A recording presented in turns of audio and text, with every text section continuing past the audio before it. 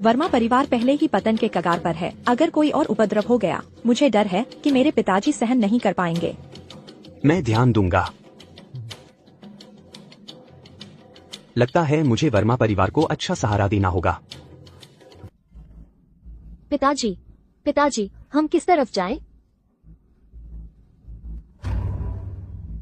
हम दाईं ओर के प्रवेश द्वार से जाएंगे।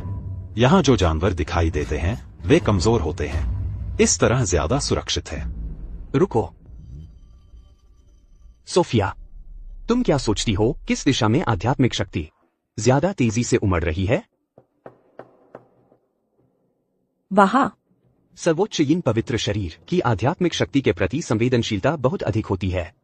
सोफिया ने जिस दिशा की ओर इशारा किया है उसमें कोई गलती नहीं हो सकती। ससुर, हम इस बाईं ओर के रास्ते से अंदर जाएंगे। ये कोई बच्चों का खेल नहीं है। क्या तुम एक ऐसे व्यक्ति को जिसका कोई साधना स्तर नहीं है आध्यात्मिक ऊर्जा का उतार चढ़ाव महसूस करने दोगे? तुम पागल हो। कोई साधना स्तर नहीं है और फिर भी बेमतलब आदेश दे रहा है। तुम सिर्फ रास्ते में रोड़ा अटकाना चाहते हो, बस। सोफिया, क्या तुम सच में यहाँ की आध्यात्मिक ऊर्जा का उतार चढ़ाव महसूस करती हो? हाँ, उस दिशा में उतार चढ़ाव बिल्कुल स्पष्ट है। अगर हमें बढ़त हासिल करनी है तो मेरी पत्नी की बात सुननी होगी। हमारे पास इस कहानी के लिए समय नहीं है। चलो अंदर चलते हैं। अगर देर हुई तो जगह खत्म हो जाएगी। तो ठीक है, तुम लोग दाईं ओर जाओ, मैं और मेरी पत्नी सबसे बाईं ओर वाले रास्ते से जाएंगे। बस करो, इस समय हमें और भी ज्यादा एकजुट होने की जरूरत है। मेरी बात सुनो, चलते हैं। सबसे बाईं ओर।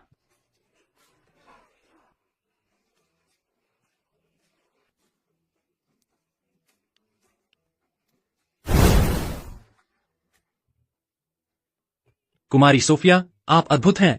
आप यहाँ की आध्यात्मिक ऊर्जा का उतार चढ़ाव इतनी दूर से महसूस कर पाई। सच में कुमारी सोफिया, आप कमाल की हैं। ये बीमार लड़की, क्या उसकी कोई खास शारीरिक संरचना है? बस थोड़ी सी ज्यादा किस्मत थी, है ना? इतना खास क्या है जो इतना शेखी बघार रहे हो? वह महान वृक्ष, उसके आसपास की आध्यात्मिक ऊर्जा बहुत सघन है। आध्यात्मिक ऊर्जा वहीं से आती है। चलो वहाँ देखते हैं। हाँ,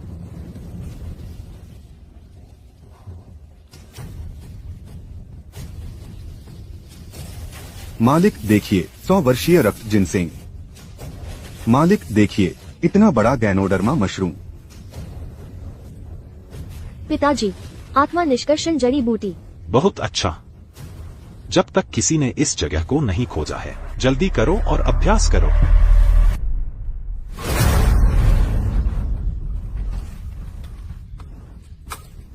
मैं क्यूई शोधन के 36 वर्ग में अटकी हुई थी। अब आखिरकार मैं क्यूई शोधन के 7वें स्वर्ग में आगे बढ़ने में कामयाब हो गई हूँ।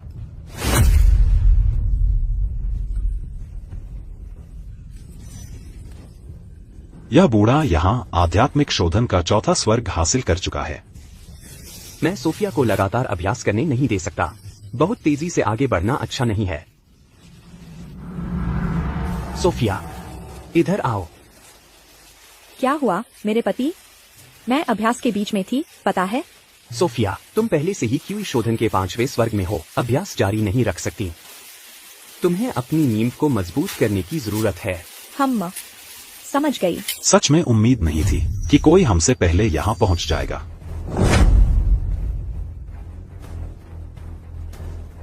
तुम लोग किस गुट के हो? मैं वर्मा परिवार का मुखिया हूँ, राजेश वर्मा। आध्यात्मिक तलवार अकादमी के वरिष्ठ को नमस्कार। हमारी जगह से निकल जाओ। मुझे कार्रवाई करने के लिए मजबूर मत करो। कृपया वरिष्ठ शांत हो जाइए। हम अभी जगह खाली कर देते हैं। रुको जरा, हमने यह जगह पहले खोजी थी। तुम्हें लगता है तुम हम पर हुक्म चला सकते हो? तुम अपने आप को क्या समझते हो? कमीने।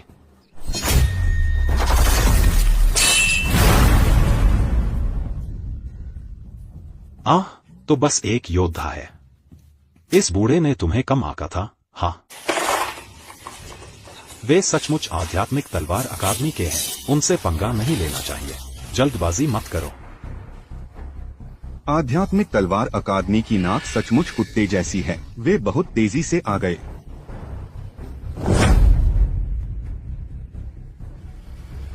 वे ईथरीय धुंध संप्रदाय के हैं। यहाँ काफी हलचल है।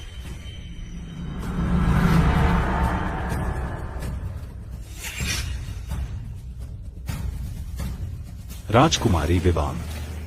वाह, मुझे उम्मीद नहीं थी कि वेरिडिया साम्राज्य की 9वीं राजकुमारी आएगी। लगता है हम फिर से देर से आए हैं। खजाना मंडप की युवा मालकिन लीना, वह भी आ गई है।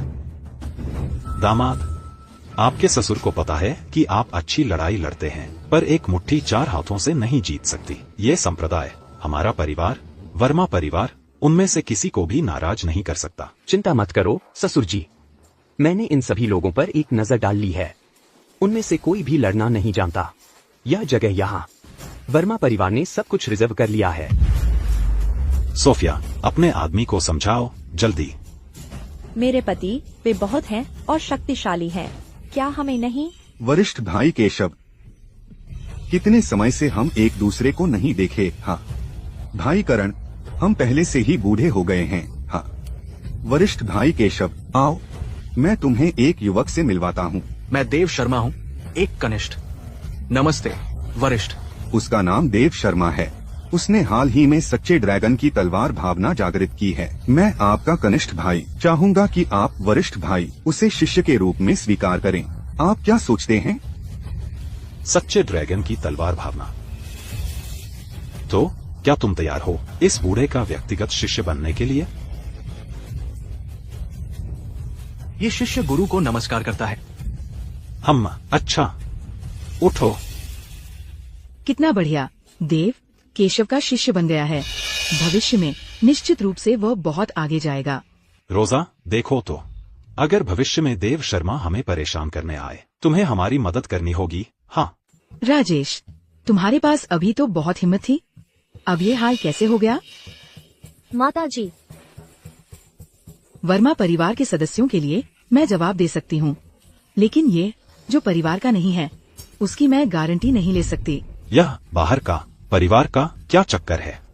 यहाँ हर कोई वर्मा परिवार का है। माताजी, कृपया अर्जुन को थोड़ी रियायत दो, वह आपका दामाद भी तो है।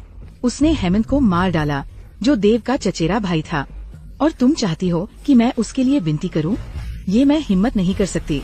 अगर बाद में वह मुसीबत खड़ी करने आया, भले ही तुम उसके लिए विनती करने आओ, मैं उसे मार डालूंगा। ये लड़का तो बड़ी सुंदर बातें करता है। हाँ, अगर तुम्हारी देव को मारने की हिम्मत है तो उसके गुरु तुम्हें कभी माफ नहीं करेंगे। तो मैं उसके गुरु को भी मार डालूंगा। तुम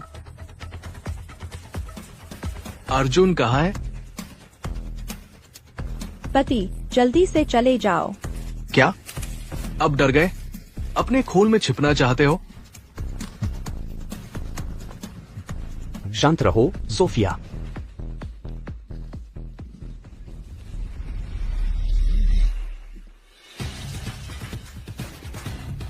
यहाँ दादा से क्या चाहते हो? नाजायज। उस बार मेरी तलवार क्यों स्थिर नहीं थी, इसलिए तुम भाग्य से जीत गए। आज मैं खुद तुम्हारा अंत कर दूंगा। चूंकि तुम मरने के लिए इतने दृढ़ संकल्पित हो, अगर मैं तुम्हारी इच्छा पूरी नहीं करूंगा तो यमराज बहुत नाराज हो जाएंगे। बहुत अच्छा, मैं पूरे परिवार का सफाया कर दूंगा। देव, मेरे तुम्हारी चाची के सम्मान में वर्मा परिवार को बख्श दो। चुप रहो। उस समय राजेश वर्मा ने तो यहाँ तक कहा था कि वो तुम्हें त्याग देंगे, और तुम्हारी इतनी हिम्मत हुई कि तुम वर्मा परिवार में रह गए। कितनी शर्म की बात है। देव, मैंने हमेशा तुम्हें एक बेटे की तरह समझा है, तुम मुझे इस तरह अपमानित कैसे कर सकते हो? ठीक है, राजेश वर्मा को मेरे सामने घुटने टेकने को कहो। तुम घुटने टेक कर माफी मांगते हुए सिर जमीन पर टकराओ, तब मैं वर्मा परिवार को बख्श सकता हूँ। तुम देव, जब तुम पहले बुरे दौर में थे, मेरे पिता ने ही तुम्हें शरण दी थी और तुम्हें अपने बेटे जैसा समझा। अब जब तुम सफल हो गए हो, हमसे मुंह मोड़ लिया है, तुम एक सजग गद्दार हो। अर्जुन ने मेरे चचेरे भाई को मार डाला जब तुम्हारे पिता ने उसका बचाव किया। तुमने क्या कहा था? हम बातें बंद करो। मैं तुम्हें अभी नीचे भेजता हूँ अपने चचेरे भाई से मिलने। तो आज यह वृद्ध सचमुच देखना चाहता है कि तुम मेरे शिष्य को कैसे चोट पहुंचाते हो। बूढ़ा निकम्मा, अगर जीने का मन भर गया है, मुझे कोई एतराज नहीं होगा तुम्हें भी साथ भेजने में। यह लड़का दिलचस्प है।